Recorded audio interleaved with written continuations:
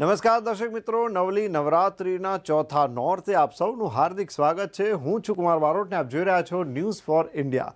નજર કરીએ આજના સમાચારો પર।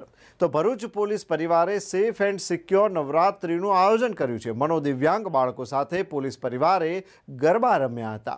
ભરૂચ પોલીસ હેડક્વાર્ટર ખાતે સેફ એન્ડ સિક્યોર નવરાત્રિ મહોત્સવનું આયોજન કરાયું છે। દીકરીઓની સલામતીના સંકલ્પ સાથે ગરબા રમવા ભરૂચની જનતાને ભરૂચ પોલીસે અપીલ કરી છે।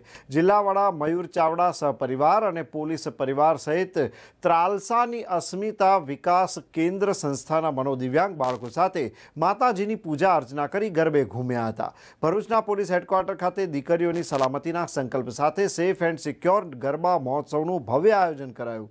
ભરૂચમાં ચાલુ વર્ષે ઠેર ઠેર ગરબાનું આયોજન થયું છે, ત્યારે વાલીઓને તેમની દીકરીઓની પણ ચિંતા થતી હોય છે। ત્યારે બાળકીઓ અને યુવતીઓ સલામતી અને સુરક્ષા સાથે ગરબા રમી શકે તે માટે ભરૂચના પોલીસ હેડક્વાર્ટરનો વિશાળ મેદાન ખાતે ગરબા મહોત્સવનું આયોજન કરવામાં આવ્યું।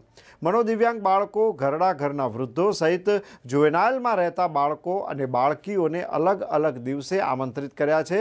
તેઓને ગરબા રમાડવા તેમજ અલ્પાહાર કરાવી તેઓને પોલીસ બંદોબસ્ત સાથે લાવવાની અને પરત પહોંચાડવાની સુંદર વ્યવસ્થા પણ કરી છે।